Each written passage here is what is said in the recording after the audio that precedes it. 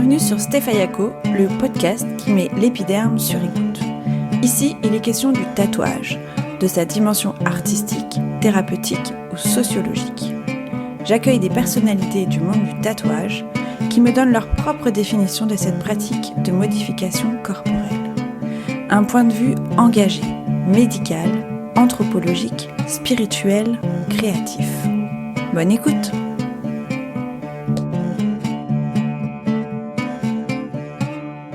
Le seul dessinateur intradermique de France. Autrement dit, un tatoueur, disons, légal. Combien de temps pour faire un tatouage? Tout est variable. Qu'est-ce que ça fait mal?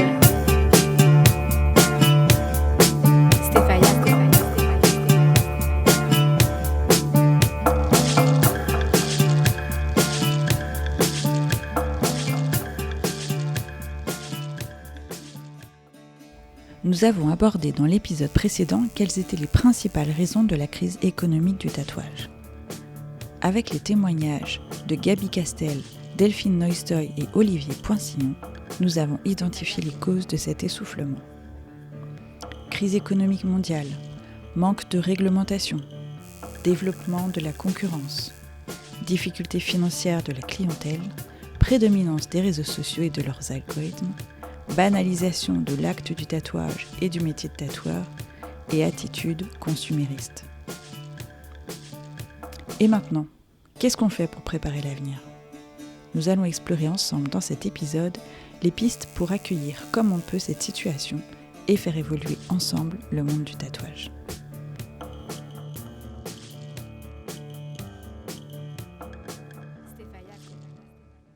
Ce qui manque aujourd'hui, c'est vraiment cette préservation du métier qui n'existe plus. Où j'encourageais des plus jeunes à ne pas casser les prix, continuer de travailler comme vous travaillez pour proposer du bon tatouage. Par contre, ne cassez pas vos prix pour faire le tatouage que vous faites. Adaptez votre façon de faire du tatouage à ce moment-là, parce que sinon, vous allez faire ce qu'on appelle du dumping. Vous allez vous allez travailler, en dessous du prix coûtant, et du coup, on tire son épingle du jeu, mais ça marche que sur du court terme, et en plus on fait beaucoup de mal au reste de la profession. Et si tu payes un tatouage 50 €, un truc que tu vas garder toute ta vie, tu vas avoir tendance à perdre un peu de son appréciation. Tendre vers le minimalisme et la robustesse, arrêter de proposer des petits tatouages micro-réalistes qui de toute façon ne vont pas tenir, peu importe le discours, parce que ça bouffe de la peau, ça met des mauvaises croyances, ça fait des mauvais tatouages, ça prend du temps. Je pense sincèrement que déjà on peut partir sur une base où je cautionne pas la dévalorisation du métier. Ça veut dire que pour moi on doit pas forcément baisser ses prix, parce qu'à partir du moment où tu baisses tes prix, tu te mets à niveau de... C'est comme si demain un grand chef, parce qu'il y a la crise, il va se mettre au prix du McDo. Je suis pas d'accord. Voilà, on peut pas mélanger les torchons et les serviettes. Par contre, je pense aussi que le tatouage est un métier qui est un des métiers d'art les plus valorisés, même si on n'est pas reconnu. On est un des métiers d'art les plus valorisés parce que on gagne bien notre vie normalement de base avec nos dessins. En tout cas, mieux quelqu'un qui va être, tu vois, qui va être peintre ou quoi. Enfin, ça va être plus compliqué. Ou illustrateur. Moi, je te dis, j'ai plein de potes illustrateurs. Ils galèrent, ils mangent des pâtes tous les jours tellement ils sont en galère, tu vois. Et je suis trop contente de plus être à la ville, qu'on ait choisi un mode de vie qui fasse beaucoup plus sens. Et je me suis dit, en fait, je vais réduire tout ce qui n'est pas nécessaire pour réduire mon anxiété. Ah ben moi là, j'ai décidé de changer, de bosser qu'une semaine par mois et de faire 3 semaines pour faire autre chose. Et j'aimerais bien que l'autre chose à côté devienne ce qui me fasse manger et que le tatou ne soit plus que passion à nouveau. Parce que moi je suis devenue... j'ai une espèce de relation de haine avec le tatou en ce moment, enfin depuis 2 ans, où j'en peux plus en fait du tatou. Et en même temps, à chaque fois que je tatoue, mes clients ils sont trop excellents de ouf. Et je me dis putain mais j'aime tellement le tatou, c'est trop ma life le tatou. Et en fait je prends plus aucun client alimentaire. Voilà, je fais que ce que j'aime. J'ai même là des clients, en fait je fais énormément de troc. Là par exemple demain, je suis pas censée tatouer, Mais demain, je prends une cliente, c'est une peintre de malade, elle fait des trucs de fou. C'est une super artiste. Alors, je me rappelle plus, je crois qu'elle a un truc à Nantes, justement. Et là, je lui échange une verrière contre un dos. Voilà, elle va me faire une verrière à ma maison. Et j'ai échangé plein de trucs comme ça. Dans la consommation du tatouage, on s'est trop arrêté à faire des images sur le corps et vendre ça, parce que ça marche, quoi. On n'a pas assez développé l'aspect culturel. C'est les gens et le monde. En fait, le tatouage, c'est la meilleure pratique pour pouvoir avoir une compréhension du monde. C'est la meilleure pratique qui te rapproche du peuple. Je pense que c'est pas parce qu'il y a des tatoueurs qui vont faire de la merde à côté que nous, ça va nous empêcher d'avoir de la clientèle. Ça va juste faire le tri. La clientèle qui veut du pas cher, qui est pas pour nous, etc., hop, ils vont aller chez eux. Ils reviendront se faire couvrir plus tard. Nous, on va attirer la clientèle qui va respecter le métier, qui viendra pour notre travail, etc. Maintenant, moi, ce que j'ai commencé à mettre en place, ça fait pas longtemps que je le fais là, mais c'est plein de vidéos informatives où j'essaye, sur le ton de l'humour toujours, parce que c'est ce qui marche sur Instagram, mais j'essaye de faire des vidéos un petit peu de mise en situation, plein de mise en situation comme ça, qui fait un petit peu miroir aux gens et qui va peut-être aussi un petit peu leur faire comprendre ce qui est OK et pas OK. Parce que ce que j'ai remarqué, surtout dans le milieu, ce qui manque, c'est la connaissance, enfin c'est le manque de savoir du milieu. Les gens, ils sont très ignorants. Nous, on a l'impression, ça nous paraît évident parce qu'on sait, on est dans le milieu, on connaît. On sait ce qui est OK, on sait ce qui est pas OK, on sait reconnaître un bon tatoueur d'un mauvais tatoueur. Les gens qui sont pas dans le milieu, ils en savent absolument rien. Moi, la première, quand je me suis lancée dans le tatouage, j'ai fait mon premier tatouage, je suis allée à Châtelet, j'ai fait de la merde, je suis allée chez un gars, il m'a tatoué, je me suis évanouie, j'avais pas mangé, pas dormi, mais j'avais bu la veille. Je suis contre, en fait, le fait que on doive faire les singes en ligne pour avoir de la visibilité. En fait, moi, je suis pour le mystère du tatou. Moi, je suis pour que les gens ils aient peur avant d'aller au shop, tu vois.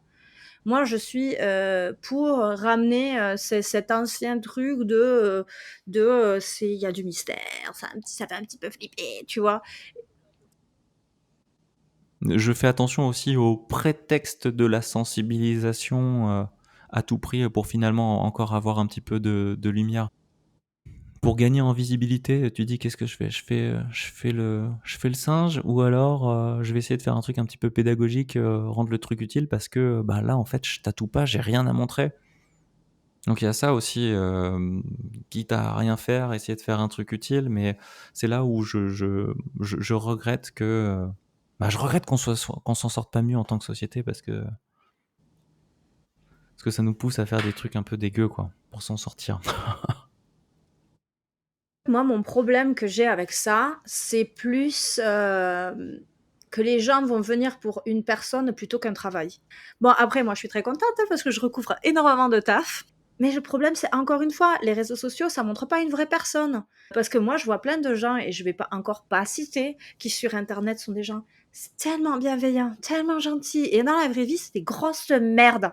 Et d'autres personnes qui sont connues comme étant des grosses merdes, qui sont actuellement super sympas. Moi-même, j'ai mauvaise réputation. J'ai réputation d'être très froide, d'être plus ou moins méchante, pas très approchable. Parce que généralement, quand on me voit en public, je suis très anxieuse et que du coup, je suis là, voilà. Alors que je suis très gentille, mais je suis incisive. Et moi, ça va sonner tellement horrible, mais j'en ai rien à cirer. Je suis pour que les gens ils aient une mauvaise expérience du tatou pour leur premier, comme ça, le deuxième c'est mieux, le troisième ils se renseignent plus, le quatrième c'est encore mieux et un jour ils trouvent leur tatoueur d'amour, tu vois. Qu'on ait des erreurs dans le tatou. Pendant des années aussi, moi, on m'a prêté des intentions froides, hautaines, en convention, on me disait que j'étais pas accessible du tout, enfin, alors que moi, je me suis toujours sentie accessible. Et c'est vrai que depuis les réseaux, enfin depuis que j'ai pu vraiment échanger avec mes followers, alors moi, je pars du principe qu'il faut être le plus naturel possible sur les réseaux. C'est vrai que moi, j'aime pas du tout dès que c'est un peu fake, un peu machin. En général, moi, j'essaie de montrer qui je suis dans la vie, juste je le transpose sur les réseaux. Donc du coup, ça m'a permis de créer un échange avec je vais dire mes followers parce que c'est pas forcément tous mes clients, parce que tous ne se font pas tatouer par moi. Par contre, il y en a beaucoup, tu vois, qui sont devenus mes clients, que j'ai depuis, qui sont des vrais réguliers, que j'ai tout le temps, qui reviennent sans cesse. Il y en a beaucoup qui sont devenus des amis, etc. Et ils ont tous le même discours. Ils me disent tous, purée, on pensait pas que t'étais si accessible, on pensait pas que c'était si cool, que ce machin et tout ça. Et en fait, plus je fais des vidéos et plus les gens ont moins cet a priori, moins cette appréhension du non accessible, plus ils me trouvent accessible justement de par les vidéos et ils ont plus de facilité à venir aussi prendre rendez-vous. Pour les gens, ils ont tellement de possibilités que du coup, quitte à faire un choix, ils vont forcément aller vers quelqu'un qui vont se dire ah putain, elle a l'air sympa. Moi, je crois profondément que le travail de quelqu'un est censé résonner avec le client. Quand on voit mon taf, on sait que c'est moi. Voilà, on sait que c'est moi et je suis très contente de ça.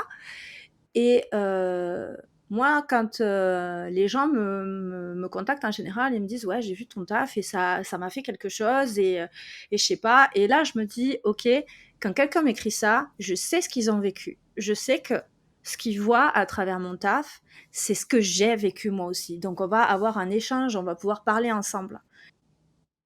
Je fais vraiment que des femmes, tu vois, par exemple, parce que je trouve ça magnifique à faire, les femmes, je trouve ça puissant, je trouve ça intéressant, je trouve ça sensuel.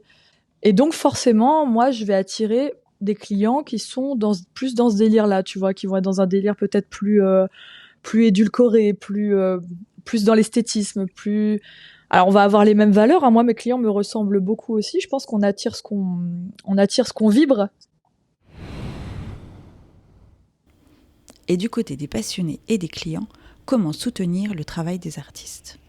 Comment participer à une meilleure reconnaissance de cet art qu'on aime tant ? Car je pense qu'on a aussi une responsabilité. Avec Instagram, c'est la facilité de scroller et de comparer. Et puis on n'a pas toujours les moyens d'enchaîner les tatous. Mais le tatouage n'est pas un produit, c'est un art. Arrêtons donc d'acheter des tatouages soldés de mauvaise qualité et tatoués à la chaîne et sans amour. Prenons cet art au sérieux et faisons en sorte qu'il perdure et continue d'innover. Parler, montrer ce qu'on fait. Le podcast comme ça, c'est génial. Les podcasts comme ça, c'est de la balle. Il y a ça, il y a aussi acheter de l'art. Quand on fait du merch ou de la peinture ou j'en sais rien, soutenir comme ça, ou même comme il y en a comme moi qui ont des Patreons ou des souscriptions genre à des blogs ou des machins comme ça quand on en a.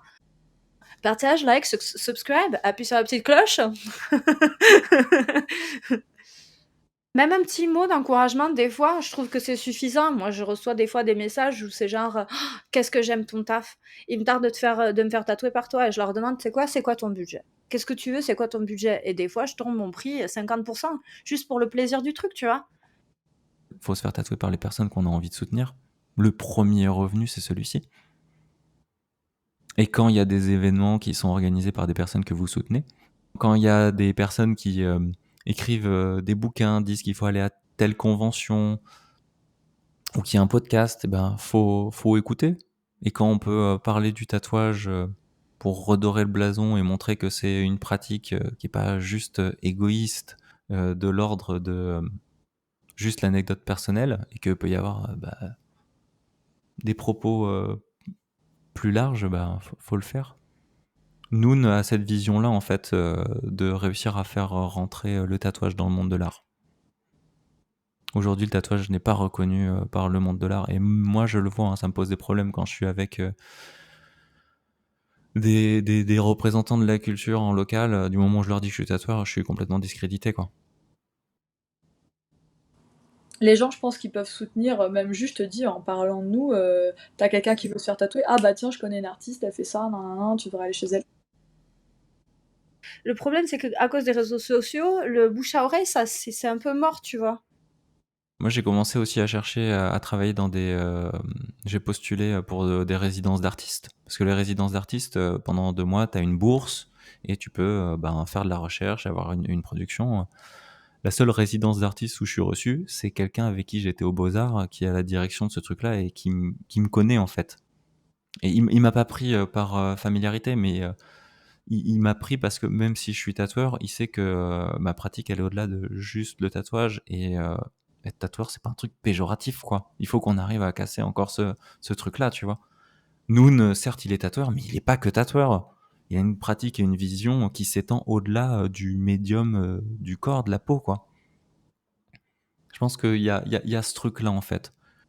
Soutenir les tatoueurs quand on est quand on n'est pas tatoueur, qu'on est tatoué, ben c'est créer des liens. Créer des liens. Vous connaissez quelqu'un dans une mairie, vous connaissez quelqu'un dans une salle d'exposition, présentez-lui votre tatoueur, donnez-lui l'opportunité de rentrer dans une sphère qui va lui permettre de continuer de faire sa pratique. Même l'économie du monde du tatouage, du fait qu'on soit pas reconnu comme une pratique artistique, on a une TVA qui est hyper élevée.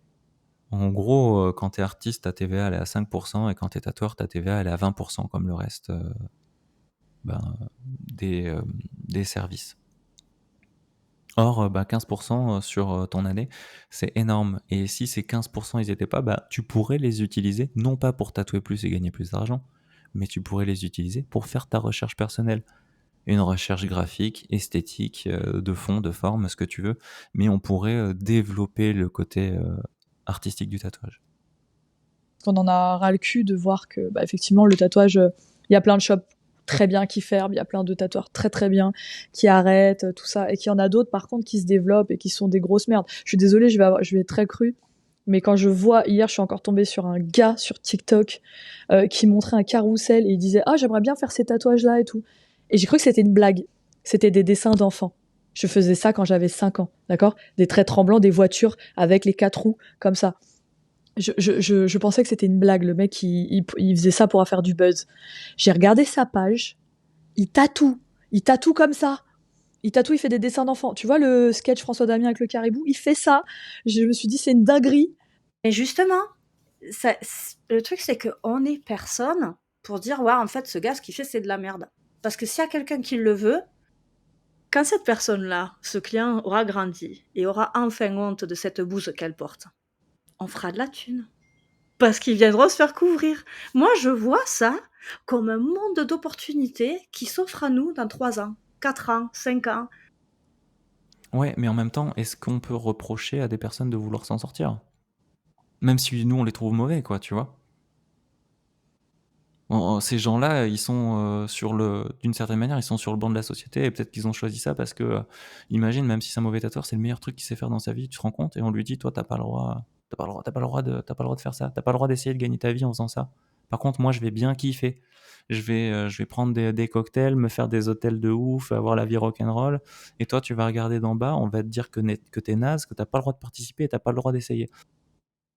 Il y a un moment donné, toutes ces personnes-là qui vont au pas cher, qui vont au rapide, qui vont chez le voisin, il y a un moment donné, ils vont se rendre compte que c'est comme à l'époque, hein, quand on allait dans les shops qui étaient pas ouf, hein, et après tu te rends compte que t'as de la merde sur toi, tu te dis bon, ok, merde, je fais une erreur, et tu te fais recouvrir. Donc je pense que ça va forcément tourner. Mais ce qui me ferait de la peine, en tout cas, ce que je veux pas, c'est que d'ici là, ça me ferait chier qu'il y ait autant de tatoueurs qui sont ultra bons, qui sont ultra stylés et qui arrêtent le tatou, tu vois, le tattoo game. Moi, ça me ferait chier, en fait, d'arriver à une génération où on a de nouveau du boulot, mais où t'as plein de tatoueurs qui sont arrêtés parce que ça a été la merde. Il y a un tri à faire aussi, hein. Je suis désolée de dire ça, ça va paraître peut-être, je sais pas, pessimiste ou j'en sais rien. Mais il y a des gens qui sont faits pour faire ça sur du long terme et il y en a qui sont pas faits pour faire ça sur du long terme. Parce qu'il y a aussi, tu prends beaucoup de tes clients, hein, tu vois. Vivre de faire du mal à quelqu'un, parce que la douleur, c'est quand même quelque chose. Si tu as un minimum d'empathie, c'est vénère, hein.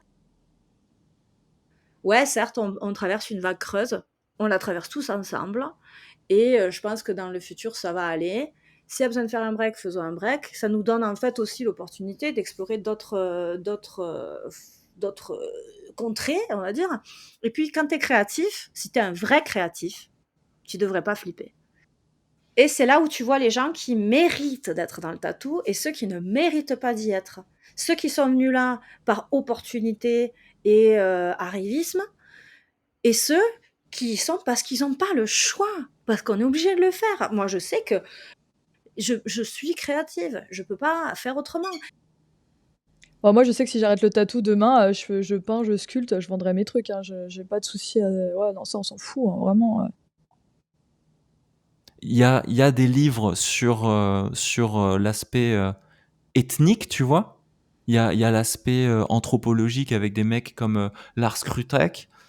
Il y a des livres d'analyse où on va rapporter le tatouage russe. Il y a Alexandre Abbé qui va parler du tatouage old school. Mais on n'a pas d'analyse esthétique, d'essai philosophique, de choses qui font partie de notre culture, de notre monde, quoi. Des choses dont Monsieur Tout le Monde peut parler, et non pas juste tu t'assieds en mode c'est un documentaire et on te dit Otzi était tatoué il y a 5000 ans, c'était peut-être un tatouage thérapeutique. C'est bon, ça, on l'a entendu, on veut aller au-delà de ça, quoi. On veut un truc un peu plus moderne et quelque chose qui va nourrir les personnes qui viennent en convention. Parce que quand tu viens en convention, une fois que si t'as pas décidé de te faire tatouer, de rencontrer des tatoueurs, tu vas regarder des gens assis, avoir mal, se faire tatouer, regarder du tatouage, c'est chiant. C'est super chiant. Oui, faut relativiser. Faut relativiser, en tout cas, sur les solutions. Je pense qu'il faut déjà se mettre dans la tête qu'il faut être dans l'acceptation. Faut être dans l'acceptation qu'on est dans une crise. Faut être dans l'acceptation que le monde du tatouage, il a changé. Il va peut-être rechanger dans le futur. Maintenant, je pense aussi que, de toute façon, ça va être une question d'adaptabilité. C'est soit tu t'adaptes effectivement aux changements qui sont en train de s'opérer, soit tu te laisses mourir. Moi, je me suis adaptée à mort par rapport au réseau. Et je sais qu'effectivement, c'est quelque chose qui ne plaît pas effectivement à tout le monde. Alors au début, j'aimais pas du tout ça. Vraiment, non mais je te jure, au début, ça me saoulait de devoir poster, de devoir machin. Ça me cassait les couilles. Et depuis que je me suis mise un petit peu plus à m'intéresser à comment ça fonctionne, à regarder un peu ce que faisaient les gens, machin, qu'est-ce qui est faisable. Ben en fait, c'est un nouveau métier. C'est carrément un nouveau métier. Et donc, du coup, je suis devenue limite community manager du shop. Donc, en fait, je m'amuse à faire des vidéos, je trouve des idées, des machins, des trucs, hop, petit montage vidéo, tout ça. Et c'est vrai que j'ai commencé à kiffer faire des montages vidéo. C'est un délire. Genre, je suis sur mon application et je trouve ça hyper fun. Surtout qu'on fait des vidéos qui sont, nous, on essaie d'être dans de la good vibes. Donc, moi, ça me fait rire, tu vois, de revoir des scènes et tout. Donc, je rigole. Donc, ça me fait passer un bon moment. Je prends ça comme un jeu en plus de mon métier parce que j'essaie de m'adapter à ce qui se passe aujourd'hui. Mais ça fait pas mon métier. Ce n'est pas mon métier. Moi, je dessine, je tatoue. Individuellement, moi, je pense qu'un des premiers trucs qu'on peut faire, c'est déjà revoir son rythme de vie et son mode de vie en premier, histoire de descendre son anxiété.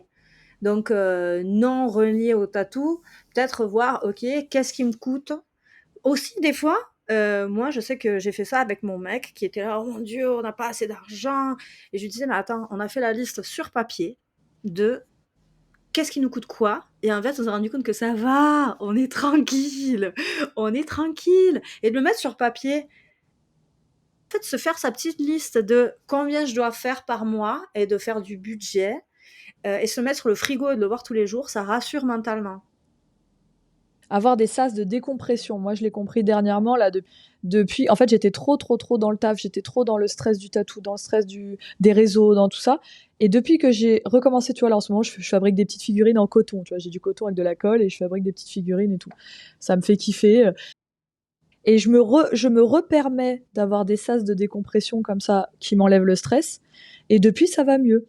Et je pense que les gens oublient de vivre. Les gens oublient de vivre. Il faut sortir, il faut boire des coups, il faut aller au cinéma, il faut aller dans un parc, tu te promènes, tu lis un livre, tu machin, tout ça. Si je peux donner juste un conseil, si jamais les gens qui vont écouter ce podcast, mais pour les tatoueurs en tout cas qui ont un petit peu peur, enfin qui se sentent pas, voilà, qui ont peur du booking, qui ont peur machin, tout ça, juste essayez aussi de vous donner à 100% aussi par rapport au taf. C'est vrai qu'il y avait une facilité aussi avant par rapport à la clientèle et tout ça. C'est devenu un petit peu plus compliqué, mais il y a plein de métiers où c'est beaucoup plus compliqué depuis toujours en fait. Et nous, là, c'est juste devenu plus difficile. Et je pense qu'il faut aussi se bouger. Il faut aussi se donner les moyens de trouver de la clientèle. Faites des guests, faites des conventions. Tu vois, il y en a plein qui attendent aussi que ça tombe tout cuit dans le bec. Et je pense que faut aussi se donner les moyens. Faut travailler en fait. Et c'est pour ça que la revalorisation des conventions, je pense, est importante. En fait, ce serait bien qu'on revalorise les conventions. Déjà qu'il n'y ait pas des conventions tous les week-ends partout, parce que ça fait aucun sens. Que les sélections sur les conventions soient un peu plus pointilleuses. Qui organise les conventions? Parce qu'avant, on avait toujours les mêmes personnes qui organisaient les conventions. Donc, on avait les ELS, forcément, qui régissaient le monde de la convention. Moi, je suis pour le retour de ça jusqu'à un certain niveau, tu vois, à un certain degré. Mais je pense que les conventions devraient être uniquement organisées par soit des gros tatoueurs ou des gros shops, des gens qui connaissent l'arbre généalogique du tatou et fassent des sélections pointilleuses. Les conventions, je pense qu'effectivement, le problème c'est qu'il y en a tellement. Il y en a tellement et les allées sont de plus en plus vides. Et le nombre de personnes qui mettent prix to do disponible pour demain, après-demain, c'est affligeant en fait. Donc le retour aux conventions, génial, mais il faudrait qu'il y en ait moins. Moi, ce que je regrette dans les conventions, voilà, c'est que c'était des événements de vente de stand où c'est un endroit où tu ne fais que te faire tatouer. Il faut des conventions qui soient des événements culturels du tatouage. Je dis pas ça parce que je me mets dans la lancée des conférences. Il faut qu'il y ait que ce soit un événement de tatouage, pas un événement de consommation de tatouage. Il faut que ce soit un événement de rencontre entre tatoués. Il faut que les personnes qui vont sur la convention de tatouage ne soient pas des simples spectateurs. Il faut qu'ils puissent devenir acteurs, soit en prenant la parole, soit en pouvant s'exposer, soit en créant... c'est con, hein, mais tu fais un bar avec des tables à thème. Tu fais une table abstraction, une table old school, avec pourquoi pas un spécialiste qui est assis et qui en profite pour faire de la médiation. C'est des rencontres professionnelles, des points de vue sur le corps, des reconstructions après des chirurgies mammaires, des trucs comme ça. Ça va au-delà de juste mettre des autocollants sur la peau. Et ça, il n'y a pas encore assez de personnes qui en parlent avec profondeur. C'est toujours je fais du tatouage parce que je viens du graffiti, j'aimais bien dessiner sur mes livres. Non, non, non, allez, plus loin. Et t'as aucune explication sur la provenance, les tenants, les aboutissants, ça a été quoi la complexité dans la réalisation de ce projet. Moi, je rêve d'avoir des expositions où t'as le tatouage avec l'intention, à côté t'as écrit l'intention du tatoué, l'intention du tatoueur, les problématiques rencontrées et la solution derrière, pour que on arrive à, pas éduquer, mais donner quelque chose aux gens qui viennent pour que le néophyte puisse potentiellement devenir amateur et que l'amateur puisse devenir complètement passionné parce que on lui a donné des clés de compréhension et des choses à décrypter pour que l'année suivante il a envie de revenir parce que même si c'est du tatouage, ce n'est plus que du tatouage, quoi. C'est au-delà.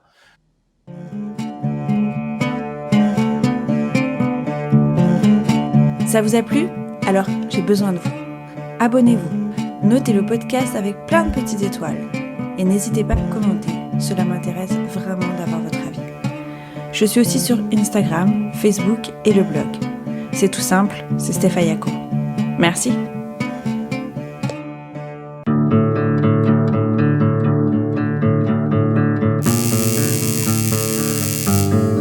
Stefaya.